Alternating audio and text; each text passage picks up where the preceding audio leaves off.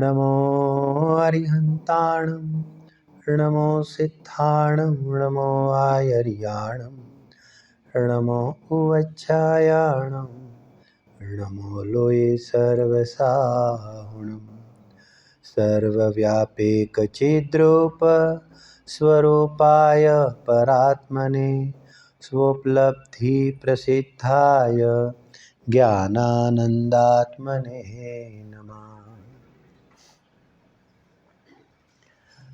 आचार्य भगवान कुंदकुंद देव द्वारा रचित प्रवचन सारजी ग्रंथ અહીંયા આગળ બિરાજમાન છે। પૂજ્ય ગુરુદેવ શ્રીના શબ્દોમાં કહીએ તો પ્રવચન સાર એટલે દિવ્ય ધ્વનિનો સાર। દિવ્ય ધ્વનિ એટલે કે ઉત્કૃષ્ટ વચન। ઉત્કૃષ્ટ શબ્દનો પ્રયોગ શા માટે કરવામાં આવે છે?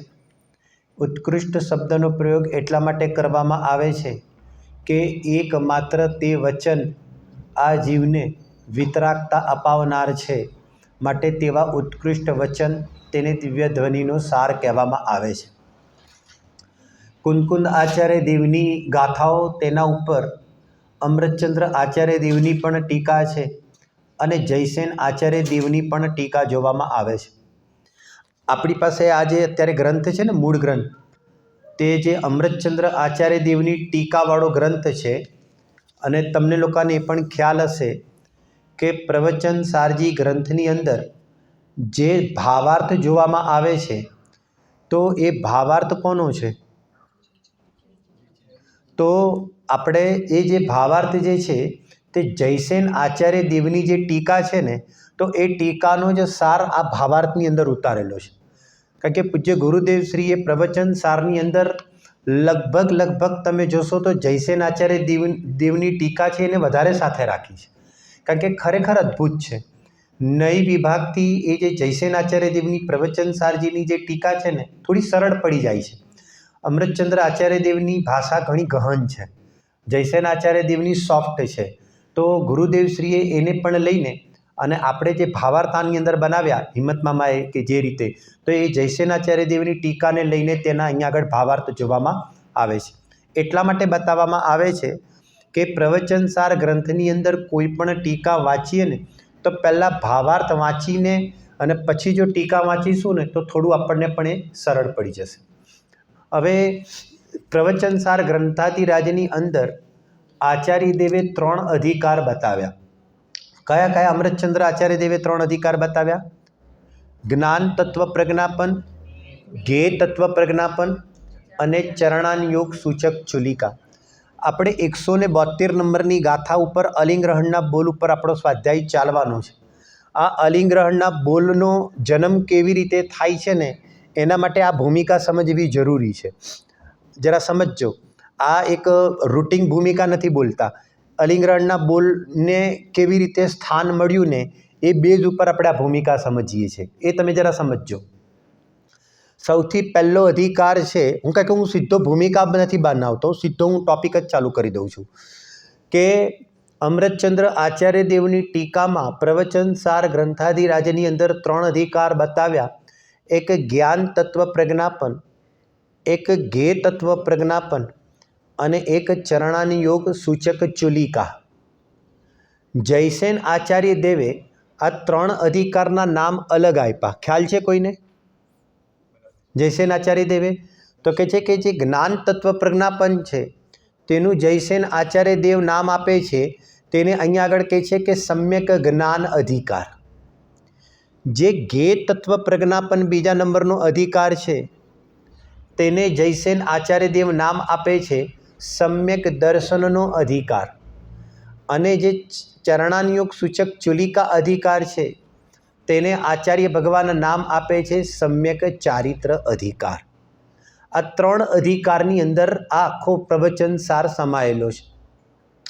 પ્રવચન સાર ગ્રંથની જો શૈલી જોવામાં આવે તો જેમ સમયસાર ગ્રંથાધિરાજ આધ્યાત્મક શૈલીથી બનેલો છે, રચાયેલો છે, તેમ આ જે પ્રવચન સાર છે તે અહીંયા આગળ અધ્યાત્મ ગર્ભિત આગમ શૈલીથી આ ગ્રંથ રચાયેલો છે। શું કીધું? સમયસારમાં સિદ્ધિ અધ્યાત્મ શૈલીથી તે ગ્રંથ રચાયેલો છે.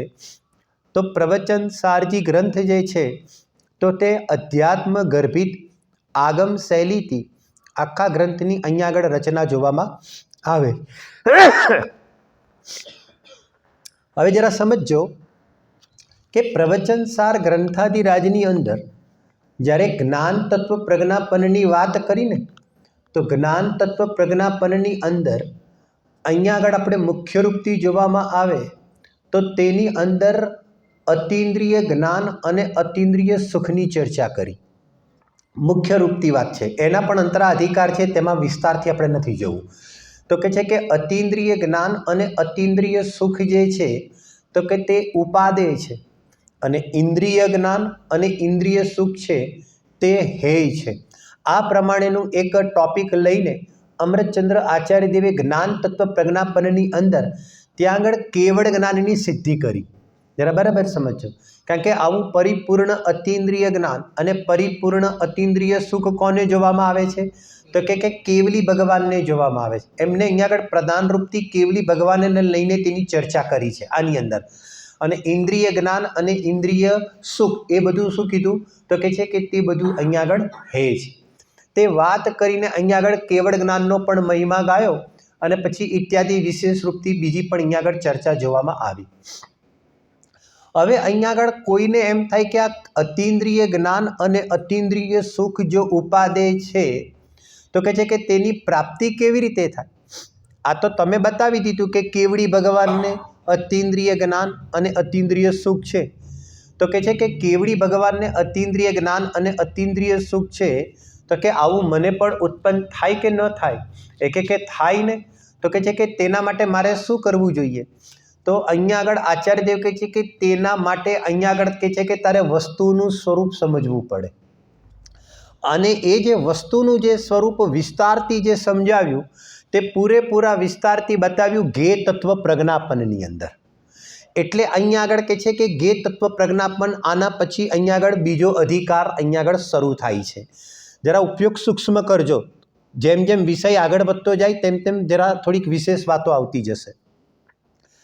હવે અમૃતચંદ્ર આચાર્યદેવ કુંદકુંદ ભગવાન એ બધા ગે તત્વ પ્રજ્ઞાપનની અંદર જીવને શું બતાવવા માંગે છે કે જીવને અહીંયા આગળ વસ્તુનું બંધારણ બતાવે છે. શું બતાવે છે એને શું કહેવાય વસ્તુ, એનું સ્ટ્રક્ચર, એની બોડી કેવા પ્રકારની રહેલી છે એને કહેવાય વસ્તુનું બંધારણ. તે બતાવવા માંગે છે. એની અંદર આચાર્યદેવ આ ગે તત્વ પ્રજ્ઞાપનની અંદર 3 અધિકાર લખે છે. એક દ્રવ્ય સામાન્ય અધિકાર, એક દ્રવ્ય વિશેષ અધિકાર અને એક છે જ્ઞાન ગે વિભાગ અધિકાર. જીવને શું પ્રગટ કરવું છે? અતિન્દ્રિય સુખ અને અતિન્દ્રિય જ્ઞાન પ્રગટ કરવું છે. તો આચાર્યદેવ ક્યાં લઈ જાય છે કે તારે અહીંયા આગળ સુધીને પહોંચવા માટે તારે શું કરવું પડશે કે આ તારે 3 અધિકાર સમજવા પડશે. તો કહે છે કે આ 3 અધિકાર કેવી રીતે સમજવાના? તો એક તો છે દ્રવ્ય સામાન્ય અધિકાર, એક છે દ્રવ્ય વિશેષ અધિકાર અને એક છે જ્ઞાન ગે વિભાગ અધિકાર. ગે તત્વ પ્રજ્ઞાપનની અંદર આ 3 અધિકાર મૂકવામાં આવ્યા. બરાબર. હવે સુંદર વાત તો એવી ગજબની બતાવી છે. જયસેન આચાર્યદેવ તે અધિકારનું નામ શું આપ્યું? ગે તત્વ પ્રજ્ઞાપનને શું કહેવા માંગે છે? સમ્યક દર્શનનો અધિકાર. જરા બરાબર સમજજો કે જયસેન આચાર્યદેવ શું કહે છે કે એક રૂટિન જે શૈલી છે ને અધ્યાત્મની જે એક પરિભાષા હોય, એક આગમની પણ જેને કહેવાય અનેક પ્રકારની પરિભાષાઓ આવે અને અધ્યાત્મના વિષયોની પણ પરિભાષા આવે. અધ્યાત્મમાં એમ કહેવામાં આવે કે તમે સમ્યક દર્શન પ્રાપ્ત કરવું હોય તો તેનું લક્ષણ બતાવો. તો તમને શું કહેશે? આત્માનું શ્રદ્ધાંતે સમ્યક દર્શન. બસ વાત પતી ગઈ. હવે આત્માનું શ્રદ્ધાંતે સમ્યક દર્શન, બરાબર. કદાચ થોડાક આગળ વધો તો તમને એમ કહેશે કે રાગથી રહિત આત્માનું શ્રદ્ધાંતે સમ્યક દર્શન. આમ સમ્યક દર્શનના વિષયને નાસ્તિથી બતાવી દીધો. બરાબર.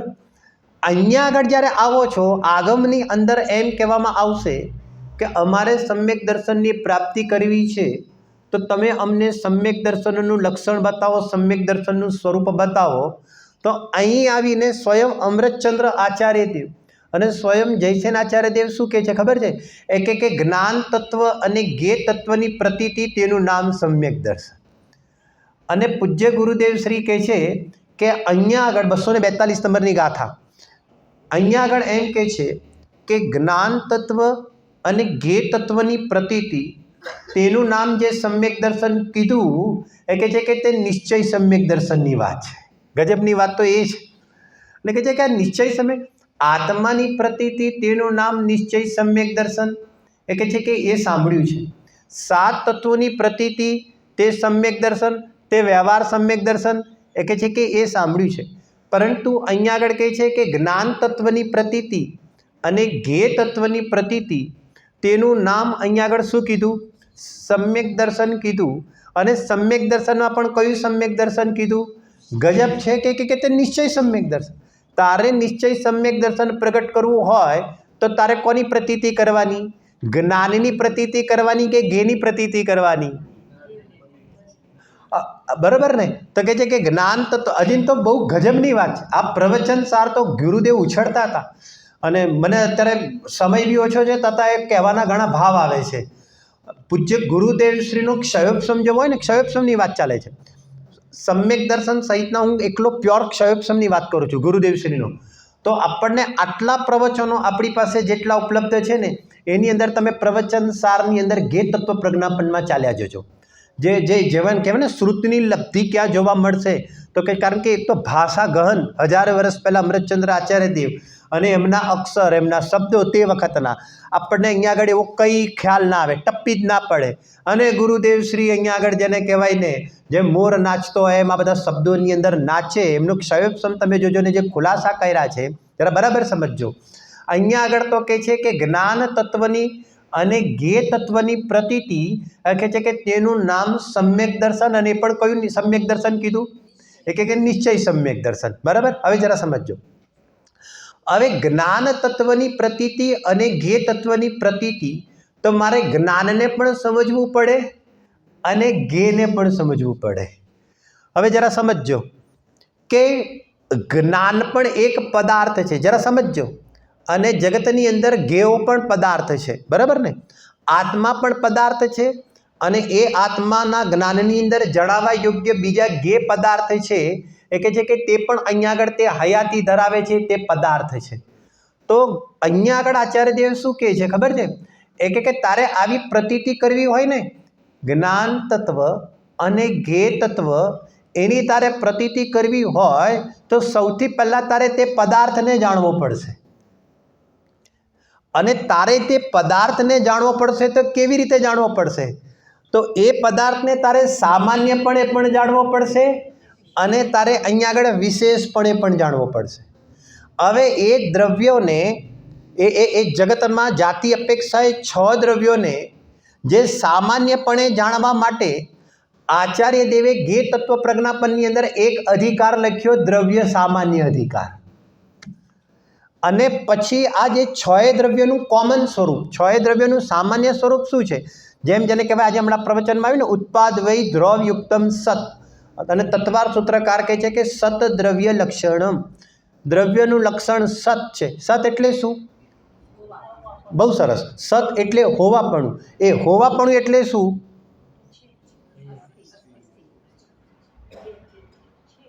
હોવાપણું એટલે શું? હોવાપણું એટલે શું? જરા સાંભળજો. હોવાપણાનો અર્થ તમે તત્વાર સૂત્રમાં વાંચજો એની ટીકા. એક છે તો બરાબર, પણ છે એટલે શું? તો કે છે કે આ સત દ્રવ્ય લક્ષણ લખ્યું ને ઉમાસ્વામી આચાર્ય દેવે, તો ત્યાંથી ન અટક્યા. 5મા અધ્યાયની અંદર દ્રવ્યનું લક્ષણ સત બતાવ્યું. અને સત એટલે શું? ફરીથી પાછો શિષ્યનો પ્રશ્ન થયો. તો ત્યાં આગળ ઉમાસ્વામી આચાર્ય દેવ કહે છે કે છે સત એટલે હોવાપણું. પણ પછી પ્રશ્ન આવ્યો કે હોવાપણું એટલે શું? તો તરત વળી પાછું સતનું લક્ષણ બતાવ્યું અને કીધું કે ઉત્પાદ વ્યય દ્રવયુક્તમ સત. એટલે ઉત્પાદ પણ છે, વ્યય પણ છે અને દ્રવ્ય પણ એ છે એ કે ત્રણે મળીને યુક્તમ, બરાબર, ત્રણ અલગ અલગ નથી પણ એક જ પદાર્થ ઉત્પાદ સ્વરૂપે છે, એક જ પદાર્થ વ્યય સ્વરૂપે છે અને એ જ પદાર્થ દ્રવ્ય સ્વરૂપે છે. આવું જે સતનું લક્ષણ છે તે અહીંયા દ્રવ્યનું લક્ષણ છે. તો કહે છે કે આવા દ્રવ્ય કોમન, બધા જ દ્રવ્યનું આ કોમન ફેક્ટર છે, કોમન લક્ષણ છે, તેને અહીંયા આગળ દ્રવ્ય સામાન્ય અધિકારની અંદર બતાવવામાં આવ્યું છે. એનાથી શું ફાયદો થાય એની ચર્ચા પછી કરીશું, એ આવશે આ જ અલિંગરણના બોલમાંથી આપણે એની ચર્ચા કરીશું, પણ એ પછી પહેલાં આ સમજો તમે, બરાબર કે નહીં. હવે બધા જ છે તો કહે છે કે બધા જ છે ને તેની પણ શ્રદ્ધા કરવી, તેનું નામ નિશ્ચય સમ્યક દર્શન.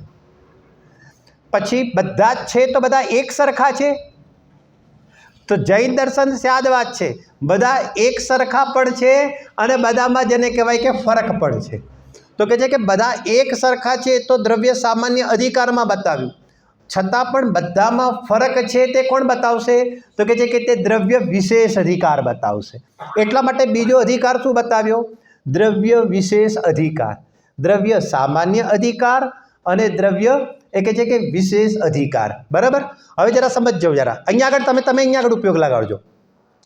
અહીંયા આગળ જ્યારે દ્રવ્ય સામાન્ય અધિકાર આપણે અહીંયા આગળ સમજે અને છ દ્રવ્યમાં અહીંયા દ્રવ્યોની અંદર કેવી કેવી જુદાઈ છે તે પણ અહીંયા આગળ સમજે, બરાબર કે નહીં. તો હવે અહીંયા આગળ આ આત્મદ્રવ્ય, આ પુદ્ગલ દ્રવ્ય, ધર્માસ્તી, અધર્માસ્તિક, આકાય, કકાશ અને કાળ, આ બધામાં જેને કહેવાય કોમન ફેક્ટર પણ છે અને આ જ બધાની અંદર તે બધાના લક્ષણોના ભેદે અહીંયા આગળ બધા છે કે અલગ અલગ પણ અહીંયા આગળ ખ્યાલમાં આવે છે, બરાબર કે નહીં. હવે આ પણ જાણ્યું અને આ પણ જાણ્યું, તો કહે છે કે આ બંને જાણીને આપણે શું કરવાનું? હવે પ્રવચન કરવાનું. તો આપણે શું કરવાનું હવે? તો પછી ત્રીજા નંબરનો અધિકાર લખો, જ્ઞાન ગે વિભાગ અધિકાર. ખ્યાલ આવે છે કે નહીં? એનું તમે દ્રવ્યના સામાન્ય લક્ષણો ઓળખ્યા, એના પછી તમે દ્રવ્યોને વિશેષપણે પણ ઓળખો છો. તો હવે જ્ઞાનમાં સામાન્ય અને વિશેષ આ બંને લક્ષણ ખ્યાલ આવી ગયા. તો હવે તમારે શું કરવાનું? તો કહે છે કે એ હવે તમારે અહીંયા આગળ ભેદ વિજ્ઞાન કરવાનું. શું કરવાનું? તો કહે છે કે ભેદ વિજ્ઞાન કરવાનું. એ તો ભેદ વિજ્ઞાનમાં બે પાર્ટી જોઈએ. તો એ કહે છે કે એક જ્ઞાનની પાર્ટી છે અને એક જ્ઞેની પાર્ટી છે, અને એ બંને વચ્ચે શું કરવાનો છે? એ બંને વચ્ચે જ્ઞાનમાં વિભાગ સમજવાનો છે. તો કહે છે કે આવું જ્ઞાન ગે વિભાગ અધિકારની અંદર આમ જ્ઞાનની જ્ઞાનપણે તેની પ્રતીતિ અને જ્ઞેની જ્ઞેપણે પ્રતીતિ. તો આવી જ્ઞાન તત્વ અને જ્ઞેય તત્વની પ્રતીતિ, તેનું નામ શું કીધું? એ કે તેનું નામ સમ્યક દર્શન કહેવામાં આવે છે. આ કેવી રીતે જન્મ થયો ખ્યાલ આવે કે નહીં? બરાબર કે નહીં? આપણે પહોંચવાનું ક્યાં છે? આપણે પહોંચવાનું ક્યાં છે? અતિન્દ્રિય જ્ઞાન અને એ નહીં ભૂલતા તમે. આપણે જ્ઞાન તત્વ પ્રજ્ઞાપનમાં અતિન્દ્રિય જ્ઞાન અને અતિન્દ્રિય સુક્તિ ઉપાડ કર્યો અને એના માટે શરૂઆત કરી આપણે. તમે દ્રવ્યનું સામાન્ય સ્વરૂપ સમજો, દ્રવ્યનું વિશેષ સ્વરૂપ સમજો અને પછી એ બંને વચ્ચે શું કરું? તો કે તમે અહીંયા આગળ કહે છે કે વિભાગ કરો. બરાબર કહેવાનો મતલબ?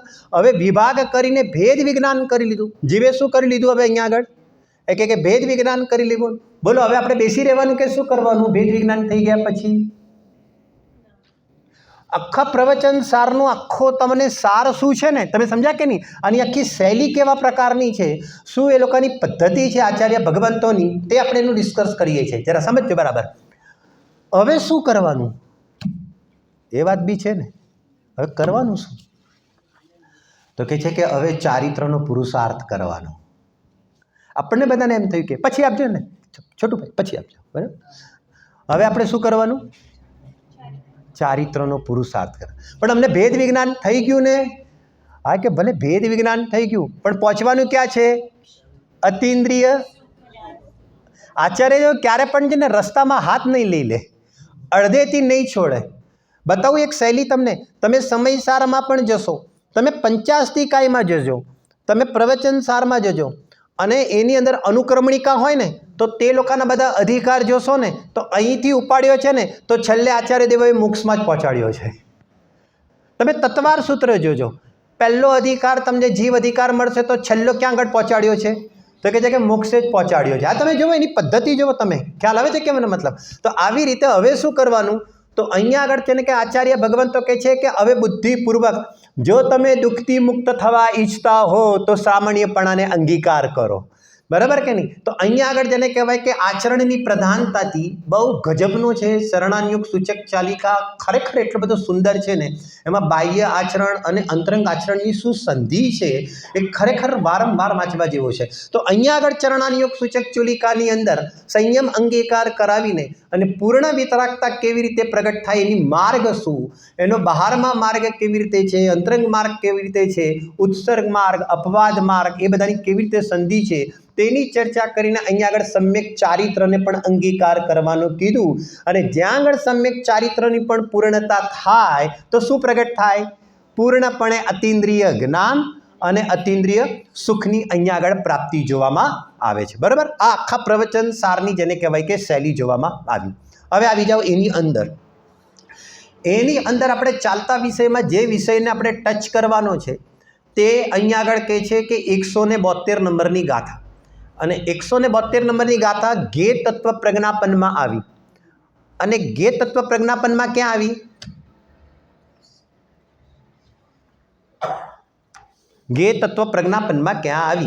हूँ जाणी जोईने प्रश्न पूछूं छूं, बराबर ने? ज्ञान गे विभाग अधिकार में जरा बराबर समझो, बराबर के नहीं? क्या मतलब गे तत्व प्रज्ञापन अंदर जेने कहवाय, सॉरी गे तत्व प्रज्ञापन में, हाँ बराबर है कि नहीं, ते एना अंतर्गत जेने कहवाय के आ गाथाओं जोवामां आवे छे। हवे जरा समझो,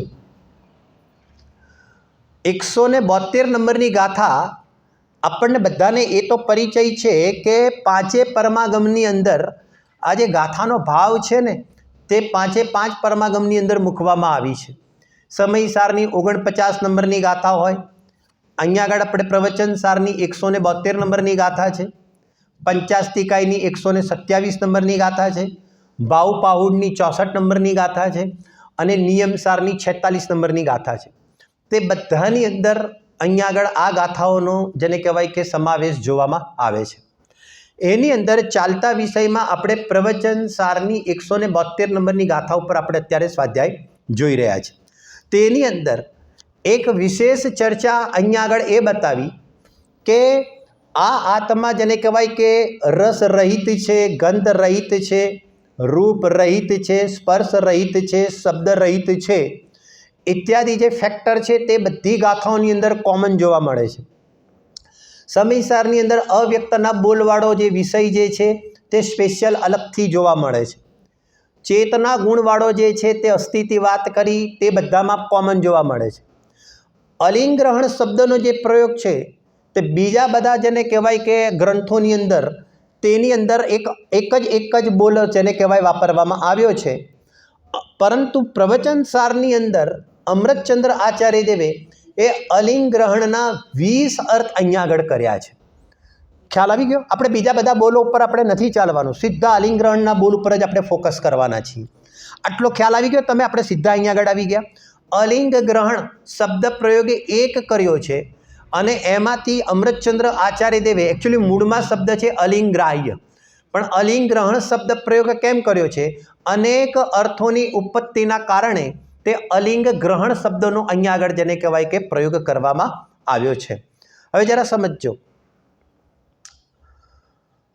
અલિંગ ગ્રહણના 20 બોલ, એ 20 બોલની અંદર આચાર્યદેવ શું બતાવવા માંગે છે કે અનાદિકાળથી આપણે હવે એની સીધી ડાયરેક્ટ ભૂમિકા બતાવીએ છીએ। હા બહુ સરસ। અનાદિકાળથી સૌથી પહેલાં તો આ આત્માને કોને ઓળખવાનો છે? આત્માને કોને ઓળખવાનો છે? તો જરા સમજો, આપણે અત્યારે આની શૈલી વાપરીએ છીએ ને, તો સંસારી જીવે આત્માને ઓળખવાનો છે। સૌથી પહેલાં તો આ શબ્દ પ્રયોગ બરાબર સમજજો, બરાબર ને? અજ્ઞાની ઓળખવાનો છે, બરાબર છે, પણ અત્યારે બીજી રીતે જરા કહીએ છીએ। અજ્ઞાની જીવ છે, संसार दशा में है, तो आ संसार दशानी अंदर आज आत्मा ने अहींया आगळ ओळखवानो छे। जयचंदजी छाबड़ाजी त्यां आगळ वात करे छे समयसार ग्रंथाधिराज में के नास्तिक मत ने छोड़ीने सर्वमतनी अंदर आत्मानी चर्चा तो करवामां आवे छे, परंतु जेवो जैन दर्शननी अंदर आत्मा बताववामां आवे छे ए प्रकारे अन्य दर्शनोनी अंदर आत्मानुं स्वरूप बताववामां आवतुं नथी। तो अहींया आगळ कहे छे कि आ आत्माने ओळखे छे के नथी ओळखतो?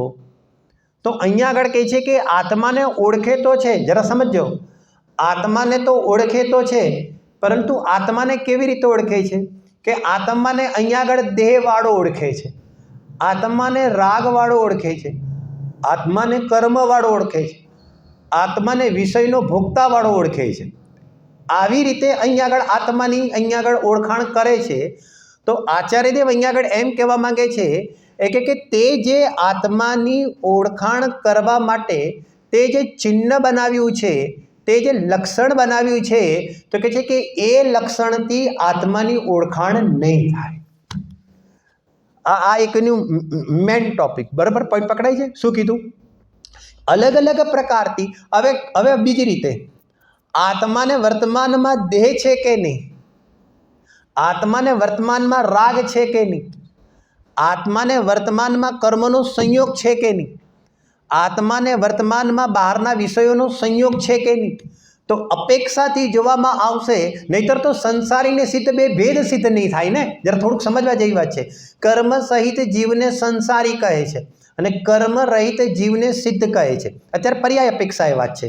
તો કહે છે કે આ બધા જેને કહેવાય કે સંયોગના મધ્ય આત્મા ઊભો છે.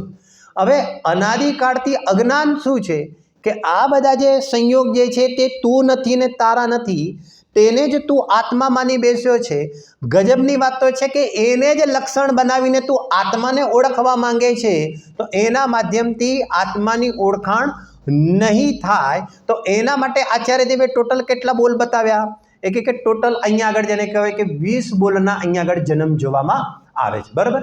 હવે જે 20 બોલ છે ને, એ 20 બોલ ટોટલી 20 ડિફરન્ટ છે. પહેલાં તો એ સમજી લો, બરાબર? થોડુંક ફાસ્ટ જતા હોય એવું લાગતું બી હશે, બરાબર? એવું લાગતું હશે કદાચ, પણ વાંધો નથી. થોડુંક એવી રીતે ચાલવું બી પડશે મારે. હવે તમે અહીંયા આગળ સ્ક્રીન ઉપર જુઓ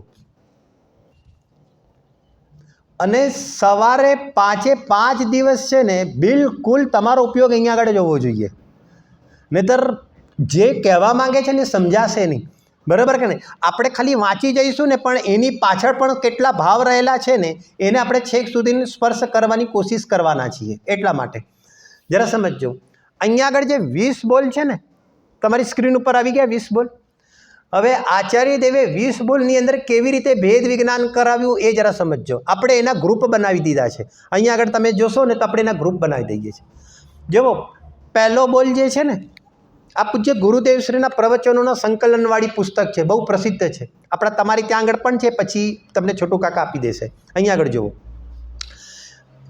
1 થી 5 બોલ જુઓ તમે જરા ત્યાં આગળ થોડોક ઉપયોગ જરા જોઈ લો. 1 થી 5 બોલ. આત્મા ઇન્દ્રિય વડે જાણતો નથી, આત્મા ઇન્દ્રિયોથી જણાવા યોગ્ય નથી, આત્મા ઇન્દ્રિય પ્રત્યક્ષપૂર્વક અનુમાનનો વિષય નથી, આત્મા કેવળ અનુમાનથી જ જણાવા યોગ્ય નથી અને આત્મા કેવળ અનુમાન કરનારો નથી. આ 5 બોલ છે ને, 5 બોલ. તો એ 5 બોલમાં શું બતાવે છે કે આ 5 બોલની અંદર આ એક ટોપિક થશે. આ એક ટોપિક સાંભળજો બરાબર. તો આ 5 બોલોના એક ટોપિકની અંદર એમ કહેવા માંગે છે કે આ આત્મા ઇન્દ્રિય અને ઇન્દ્રિય જ્ઞાન, સાંભળજો બરાબર, એ કહે છે કે ઇન્દ્રિયોથી પણ અહીંયા આગળ આત્મા ગ્રહણ નહીં થાય અને કહે છે કે ઇન્દ્રિય જ્ઞાન વડે પણ કહે છે કે આત્મા ગ્રહણ નહીં થાય. ગ્રહણ શબ્દ એટલે જાણવું. સાંભળજો બરાબર. આ આત્મા પોતાને કે પરને, આ બંને શબ્દ આવશે, બરાબર? સાંભળજો. આ આત્મા પોતાને કે પરને, એ કહે છે કે ઇન્દ્રિયોથી પણ જાણતો નથી અને ઇન્દ્રિય જ્ઞાનથી પણ જાણતો નથી. અહીંયા આગળ એમ કહે છે કે ઇન્દ્રિય જ્ઞાનથી તે પરને જાણતો નથી, એમ કહે છે. ગજબ થઈ. અધ્યાત્મમાં જઈશું તો એમ કહેશે કે આ પર કેવી રીતે જણાય છે? એ કે પર ઇન્દ્રિય જ્ઞાનથી જાણે. સાંભળજો બરાબર. અને આત્મા શેનાથી જણાય? તો કહે છે કે અતિન્દ્રિય જ્ઞાનથી જણાય. અહીંયા આગળ પરમ અધ્યાત્મમાં ઓર ઉપર લઈ ગયા. એ કે આ આત્મા ઇન્દ્રિય જ્ઞાનથી આત્માને પણ નથી જાણતો અને ગજબ થઈ ગયો, ઇન્દ્રિય જ્ઞાનથી કહે છે કે પરને નથી જાણતો. જા, ખ્યાલ આવે છે ક્યાં આગળ લઈ જવા માંગશે? આવશે એની ખુલાસો કરીશું ને ચર્ચા કરીશું, બરાબર કે નહીં? તો 5 બોલમાં શેનાથી ભેદ વિજ્ઞાન કરાવ્યું? એ કે ઇન્દ્રિયથી ભેદ વિજ્ઞાન કરાવ્યું અને ઇન્દ્રિય જ્ઞાનથી ભેદ વિજ્ઞાન કરાવ્યું. આ પોઈન્ટ 2 પકડાઈ ગયા 5 બોલમાં.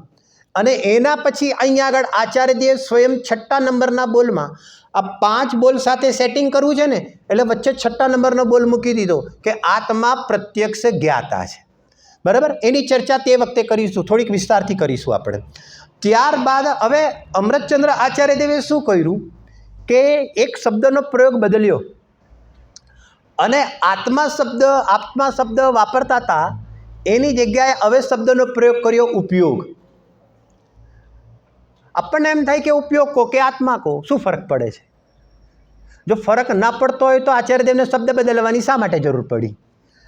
પોઈન્ટ પકડાઈ જશું કે માંગે છે? તો હવે જુઓ, 7 નંબરના બોલથી 10 નંબરનો બોલ જુઓ, જરા બરાબર ઉપયોગ લગાડજો. ઉપયોગના બોલમાં ઉપયોગ લગાડજો, સૂક્ષ્મ છે. જુઓ, ઉપયોગને ગે પદાર્થનું અવલંબન નથી. આત્મા ઉપયોગ લક્ષણને ગ્રહણ કરતો નથી. બધું એક સરખું લાગશે કે નહીં? પછી જ્ઞાન ઉપયોગની વૃદ્ધિ બહારથી આવતી નથી. એની અંદર છે ને થોડુંક અહીંયા પ્રિન્ટિંગમાં થોડોક ફરક છે. અહીંયા આગળ 9મા નંબરના બોલમાં આવશે કે આ ઉપયોગ, સમજજો બરાબર, કોઈ હરણ કરી શકતું નથી. તમે અત્યારે એમ વાંચજો, બરાબર ને? થોડુંક પ્રિન્ટિંગ એ પ્રમાણે છે. અને 10 નંબરનો બોલ છે આત્માના ઉપયોગ લક્ષણમાં કોઈ મલિનતા નથી. ફરીથી આ બાજુ જુઓ, આ ઉપયોગને ગેનું અવલંબન નથી. નંબર 8 નંબરમાં બોલમાં કીધું કે આ ઉપયોગને વૃદ્ધિ થવામાં પર કારણ નથી. અને 9 નંબરના બોલમાં કીધું કે આ જે ઉપયોગ છે તે પરથી ચોરી જઈ શકાતું નથી, હરણ કરી શકાતું નથી. અને 10 નંબરના બોલમાં શું કીધું કે આ ઉપયોગ રંચ માત્ર પણ જેને કહેવાય મલિનપણાને પ્રાપ્ત થતો નથી. તો 7, 8, 9 અને 10 તેની અંદર કોની ચર્ચા કરી? આ બીજા નંબરનો ટોપિક, બરાબર. કે મતલબ પહેલા નંબરનો ટોપિક ઇન્દ્રિય અને ઇન્દ્રિય જ્ઞાનથી ભેદ વિજ્ઞાન કરવાવાળી શૈલી હતી. 7 નંબરના બોલથી લઈને 10 નંબરનો જે બોલ છે તેની અંદર ઉપયોગની સ્વતંત્રતા અને ઉપયોગની શુદ્ધતાની ચર્ચા કરી. હેવી થઈ ગયું જરા? ઓલી એક્સરસાઇઝ કરીએ ને આપણે, ખબર છે આપણે પહેલે દિવસે છે ને શિખરજીનો પહાડ ચડીએ. હવે આખા વર્ષના ચડ્યા ના હોય અને પછી સીધું 24 કિલોમીટર કાપવાનું આવે, 8 ઉપર 8 આજુબાજુ અને 8 નીચે ઉતરવાનું. એટલે રાત્રે કેવું થઈ જાય? માલિશ કરાવવી પડે કે નહીં? એમ કોઈ બી છે ને પ્રવચનકાર બાપડો પહેલા દિવસે આવે ને એટલે એની ભૂમિકા બનાવે. એટલે ભૂમિકા બનાવે એટલે એટલું માથે ભારે થઈ જાય ને કે આમ એમ થાય કે આટલું બધું એક જ વારમાં સમજી લેવાનું, આ બધું એક જ પ્રવચનમાં બસ જાણે આમ બેસાડી જ દેવાનું. એટલે આપણે કેવા થઈ જઈએ? થાકી જઈએ. પણ એ જ જ્યારે સમ્ય શિખરનો પહાડ બીજો 1 દિવસનો ગેપ રાખીને બીજે દિવસે જ્યારે ચડીએ ત્યારે બોલો પહેલા દિવસ જેવું આપણને ભારે લાગે કે ન લાગે? ન લાગે. અને કોઈ અઠવાડિયાનો પ્રોગ્રામ બનાવીને શિખરજી ગયો હોય વળી પાછો અહીંયા આગળ 1 દિવસનો ગેપ રાખીને ફરીથી ત્રીજી વાર જ્યારે સમ્ય શિખરનો પહાડ ચડે અને ઉતરે તો બોલો કેટલો ભારે લાગે? પછી એ છે ને ભાષણ કરવા લાગે, ભારે ન લાગે. અરે ચડી જવાશે, ચપટીમાં ચડી જવાશે, તમારે કોઈ ચિંતા કરવાની જરૂર નથી. કે ના કે આ શેનાથી થયું, આ શેનાથી થયું? એ કહે છે કે વારંવાર તે પહાડ ચડવાના અભ્યાસથી સરળ થયું. એમ અહીંયા આગળ પહેલી જ વારની અંદર જ્યારે ભૂમિકા સમજીએ ને ત્યારે ભારે લાગે, પણ પછી ફરીથી આપણે બધા ઘરે પાછા ભણીશું જ ત્યારે બીજી વાર જ્યારે ભણીશું ત્યારે કેવું થઈ જશે આ? અને ત્રીજી વારમાં કેવું થઈ જાય? અનુભવ થઈ જાય. પછી એમાં શું આવે? એમાં પછી સમજ થોડું કરવાનું છે, અનુભવ કરવાનો છે. એટલે તમે માઇન્ડ ભારે નહીં રાખતા, ધીરે ધીરે તે સરળ પણ થશે. ક્યાં આવ્યા હતા આપણે? 7 નંબરના બોલથી 10 નંબરના બોલમાં આવ્યા. તેની અંદર શું બતાવ્યું છે? ઉપયોગની સ્વતંત્રતા પણ બતાવી છે અને ઉપયોગની શુદ્ધતા બતાવી છે, બરાબર. હવે જુઓ 11 નંબરનો બોલ શું છે? 11 નંબરના બોલમાં દ્રવ્ય કર્મથી ભેદ વિજ્ઞાન કરાવ્યું. એ જ છે ને, આત્માનો ઉપયોગ દ્રવ્ય કર્મને ગ્રહણ કરતો નથી. ત્યાં શું ખુલાસો કરવો તે ચર્ચા જોઈશું આપણે. પછી જુઓ 12મા નંબરના બોલમાં શું કીધું કે આ આત્મા વિષયોનો ઉપભોગતા નથી, બરાબર. આ 2 વાત થઈ. હવે જુઓ, હવે 13 નંબરથી લઈને 17 નંબરના બોલ છે ને તેની અંદર શું છે ખબર છે? આ શરીર સંબંધી અને શરીરના આકાર સંબંધી ચર્ચા છે. જરા અહીંયા આગળ જુઓ, 13 નંબરથી લઈને 17 નંબરના બોલની અંદર આત્મા મન અથવા ઇન્દ્રિય દ્વારા જીવત્વને ધારણ કરતો નથી. આત્મા જડ ઇન્દ્રિયોના આકારને ગ્રહણ કરતો નથી. આત્માને લિંગ વડે લોકમાં વ્યાપવાપણું નથી, આત્માને સ્ત્રી પુરુષ કે નપુંસક વેદોનું ગ્રહણ નથી, અને આત્માને બાહ્ય ધર્મ ચિહ્નોનું ગ્રહણ નથી. તો આ જે 5 બોલ છે તેની અંદર શરીર, શરીરને લાગતા આકાર અને શરીર સાથેના નિમિત્ત નૈમિત્તિકના રૂપમાં વેદ અને શરીર સંબંધીના એક ધર્મ સંબંધીના બાહ્ય ચિહ્ન. તો કહે છે કે આ બધી ચીજોને પણ આત્માએ ગ્રહણ કરી નથી. તો કહે છે કે તે લક્ષણના માધ્યમથી પણ આત્મા ગ્રહણ થશે નહીં. એવી રીતે તેને બહારના ચિહ્નોથી ભેદ વિજ્ઞાન કરાવ્યું. આ 3જા નંબરનો ટોપિક આપણે લઈએ છીએ. પહેલો ઇન્દ્રિય અને ઇન્દ્રિય જ્ઞાન, બીજા નંબરનો ટોપિક હતો ઉપયોગ, અને 3જા નંબરનો ટોપિક દેહ, દેહના આકાર અને વેદ ઇત્યાદિ વગેરે. બરાબર, આ 3 ટોપિક થયા. હવે ચોથો ટોપિક ઉતારીએ છીએ, સાંભળજો બરાબર. હવે કયો બોલ આવ્યા? 18મો અને 19મો. બરાબર, હવે જરા સમજો. અહીંયા આચાર્ય દેવે શું કર્યું ખબર છે? આ બધાની અંદર પણ દ્રષ્ટિનો વિષય તો બતાવ્યો, આ બધાની અંદર પણ દ્રષ્ટિનો વિષય જ બતાવવા લઈ જાય છે, પણ પદ્ધતિ અલગ અલગ હોય. નાસ્તિથી બતાવતા ગયા. 18 અને 19 નંબરના બોલમાં પણ નાસ્તિથી બતાવ્યો છે આત્માને, પરંતુ હવે અંદરમાં લઈ ગયા અને અંદરમાં આવીને શું કર્યું કે આ આત્માને ગુણભેદ અને પર્યાય ભેદથી પાર બતાવ્યો. તો કહે છે કે આ આત્મા ગુણભેદને સ્પર્શતો નથી અને આ તારો આત્મા કહે છે કે પર્યાય ભેદને સ્પર્શતો નથી. ખ્યાલ આવ્યો શું કહેવા માંગે છે? જો 18 નંબરનો બોલ શું છે? આત્મા ગુણ વિશેષ વડે ગ્રહણ થતો નથી અને આત્મા પર્યાય વિશેષ વડે ગ્રહણ થતો નથી. તો આ 2 બોલની અંદર ગુણભેદ અને પર્યાય ભેદથી પાર બતાવ્યો. આ બતાવવાની પદ્ધતિ. આ બધું ભણીને આવીને અહીંયા અટક્યો અને અહીંયા આગળ અટક્યો તો આચાર્ય દેવે અહીંયાથી પણ કાઢ્યો. બરાબર કહેવાનો મતલબ? તો આ બોલની અંદર તે સંબંધીની ચર્ચા કરી. હવે 20મો બોલ, અદ્ભુત બોલ એકદમ. અને 20 નંબરના બોલની અંદર શું બતાવ્યું? પહેલાં વાંચીએ, પછી એક એની શૈલી આપીએ. આત્મા દ્રવ્યથી નહીં આલંગિત એવો શુદ્ધ પર્યાય છે. ફરીથી બોલું છું, આત્મા દ્રવ્યથી નહીં આલિંગિત એવો શુદ્ધ પર્યાય છે. એક પ્રશ્ન પૂછું તમને? એટલે પૂછી શકાય, આમ તો ક્લાસીસ નથી એટલે ના પૂછાય, પણ તમને બધાને તો પૂછાય જ. 18 નંબર અને 19 નંબર અને 20 નંબરનો બોલ. 18 અને 19 નંબરનો બોલને એક ગ્રુપમાં નાખો, ચોથા નંબરના ગ્રુપમાં, અને 20 નંબરનો જે બોલ છે ને તેને અલગ ગ્રુપમાં નાખી દો. એને 5મું ગ્રુપ અલગ પાડી દઈએ આપણે. શું ફરક છે બંનેમાં? કંઈ ધ્યાન જાય છે તમારું?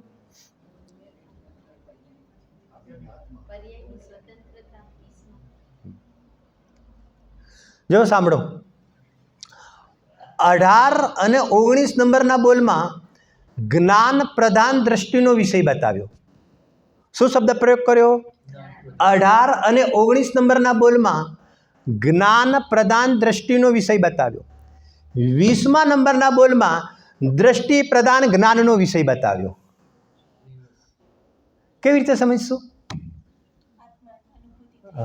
કારણ કે જરા સમજજો, જ્ઞાન પ્રધાન દ્રષ્ટિનો વિષય બતાવ્યો એટલે શું કે આચાર્ય દેવને બતાવો કોણ છે? શુદ્ધ આત્મા બતાવો છે. બરાબર, ત્યાં પહોંચાડવો છે ને, કારણ કે એનું અવલંબન લેવાથી સમ્યક દર્શનની પ્રાપ્તિ થશે. તો જ્ઞાન પ્રધાન શબ્દનો પ્રયોગ કેમ કર્યો? કારણ કે દ્રષ્ટિના વિષયને સમજવા માટે અહીંયા આગળ કહે છે કે આનો ટેકો લીધો, સમજવા માટે ટેકો લીધો. સમજો કે ગુણ ભેદને પણ સ્પર્શતો નથી, પર્યાય ભેદને પણ સ્પર્શતો નથી. તો ગુણ ભેદ અને પર્યાય ભેદને કોણ જાણે છે? બરાબર છે, ગુણ ભેદ અને પર્યાય ભેદને કોણ જાણે છે? જ્ઞાન જાણે છે. હવે સાંભળજો, ગુણ ભેદ અને પર્યાય ભેદને જ્ઞાન જાણે છે અને તેને સ્પર્શતો નથી તે પણ જ્ઞાન જાણે છે. ગુણ ભેદ અને પર્યાય ભેદને જ્ઞાન જાણે છે અને તેને જે સ્પર્શતો નથી, આવું નાસ્તિનું જ્ઞાન પણ કોને હશે? એક જ્ઞાન કરે છે. તો આ જ્ઞાનની પ્રધાનતા થઈ, પણ જ્ઞાનની પ્રધાનતામાં પણ બતાવો કોને છે? એક શ્રદ્ધાના વિષયને બતાવો છે. એટલા માટે કીધું જ્ઞાન પ્રધાન દ્રષ્ટિ કથન. ખ્યાલ આવ્યો? સમજાય એટલું સમજજો. આ બધી શૈલીઓના પ્રકાર છે. બરાબર કહેવાનો મતલબ? હવે અહીંયા આગળ આવી જાઓ, 20 નંબરનો બોલ અદ્ભુત. અને અહીંયા આગળ શું કહે છે કે અહીંયા એમ કહે છે કે આત્મદ્રવ્યથી નહીં આલિંગિત. હવે અહીંયા આગળ કોની વાત કરી? દ્રવ્યની વાત કરી કે પર્યાયની વાત કરી? બરાબર છે, અહીંયા આગળ કોની વાત કરી? અહીંયા આગળ દ્રવ્યની વાત કરી કે પર્યાયની વાત કરી? સમજો 20 નંબરના બોલમાં પર્યાયની વાત કરી છે, કારણ કે આખું વાંચવાનું. આત્મદ્રવ્યથી નહીં આલિંગિત એટલે નહીં સ્પર્શતું કોણ? તો કહે છે કે એક સમયની પર્યાય એવો શુદ્ધ પર્યાય છે. કોણ? અરે કોણ? અત્યારે કોણ? દ્રવ્ય કે પર્યાય? દ્રવ્ય કે પર્યાય? સાંભળજો બરાબર. અહીંયા આગળ કહે છે કે પર્યાયની વાત છે, જરા સમજજો. તો અહીંયા આગળ આપણે શબ્દનો પ્રયોગ શું કર્યો? દ્રષ્ટિ પ્રધાન જ્ઞાન શૈલી. તો દ્રષ્ટિ પ્રધાન જ્ઞાન શૈલી એટલે શું સમજજો? કે જે એક સમયની જે જ્ઞાનની પર્યાય છે તે એક સમયની જ્ઞાનની પર્યાય અરે ગજબ તો એ થઈ ગયો કે એક સમયની જ્ઞાનની પર્યાય દ્રવ્યને સ્પર્શ કરતી ઉત્પન્ન થઈ. ઉપયોગ થોડો સૂક્ષ્મ કરજો. એક સમયની જ્ઞાનની પર્યાય દ્રવ્યને સ્પર્શ કરતી ઉત્પન્ન થઈ અને એ સ્પર્શ કરતી ઉત્પન્ન થયેલી એ જે પર્યાય છે તો જ્ઞાન તે પર્યાયને એવી રીતે જાણે છે કે તે પર્યાય ખરેખર જેને કહેવાય કે તે દ્રવ્યને સ્પર્શતી નથી. ગજબ થઈ ગયો. આવું જ્ઞાન પણ ક્યારે પ્રગટ થાય કે દ્રવ્ય સ્વભાવનું અવલંબન તે પર્યાય લે ત્યારે જ તેને દ્રવ્યનું દ્રવ્યપણે અને પર્યાયનું પર્યાયપણેનું જ્ઞાન પ્રગટ થાય. જો દ્રવ્ય સ્વભાવનો સ્પર્શ ન કરે, દ્રવ્ય સ્વભાવનું અવલંબન ન લે તો તે પર્યાયની અંદર સમીચીનપણું સમ્યકપણું પ્રગટ થતું નથી. તે પર્યાયની અંદર પ્રમાણપણું પ્રગટ થતું નથી. તો તે જ્ઞાનની વર્તમાન પર્યાય જ્યારે પ્રગટ થઈ તો તે પર્યાય શું કર્યું કે એક એંગલથી તે પર્યાયને કેવી રીતે જોઈ? એ પર્યાયે પોતાને સ્વતંત્ર સત અહેતુક જોઈ. તો જ્યારે તે જ્ઞાનની પર્યાય પોતે સ્વતંત્ર સત નિર્મલ પર્યાયની વાત ચાલે છે, આત્માનું અવલંબન લઈને ઉત્પન્ન થયેલી જ્ઞાનની પર્યાયની વાત ચાલે છે. તે પર્યાય પોતાને કેવી જોવે છે? એક દૃષ્ટિકોણથી તે પર્યાય પોતાને અહીંયા આગળ સ્વતંત્ર સત અહેતુક તરીકે જોવે છે. ત્યારે તે પર્યાયનો અંદરમાં એવો રણકાર છે કે મને દ્રવ્યની ગરજ નથી. અને એ કોણ બોલે છે? અરે કોણ બોલે છે? અરે કોણ બોલે છે? તે એક સમયની અનુભવ કરવાવાળી જ્ઞાનની પર્યાય બોલે છે. હવે એ જે એક સમયની અનુભવ કરવા, હવે થોડો સૂક્ષ્મ પોઈન્ટ છે. એક સમયને અનુભવ કરવાવાળી જે જ્ઞાનની પર્યાય જે પ્રગટ થઈ ને, તો તે જે અનુભવ કરવાવાળી જ્ઞાનની પર્યાયની અંદર એને એમ કીધું કે હું સ્વતંત્ર છું. જરા સમજજો બરાબર કે નહીં? તો હું સ્વતંત્ર છું એવો જે એનો રણકાર આવે છે, બરાબર કે નહીં? અને મને દ્રવ્યની ગરજ નથી. એટલે શું? મને એટલા માટે દ્રવ્યની ગરજ નથી કારણ કે મારું પોતાનું સત મારાથી છે.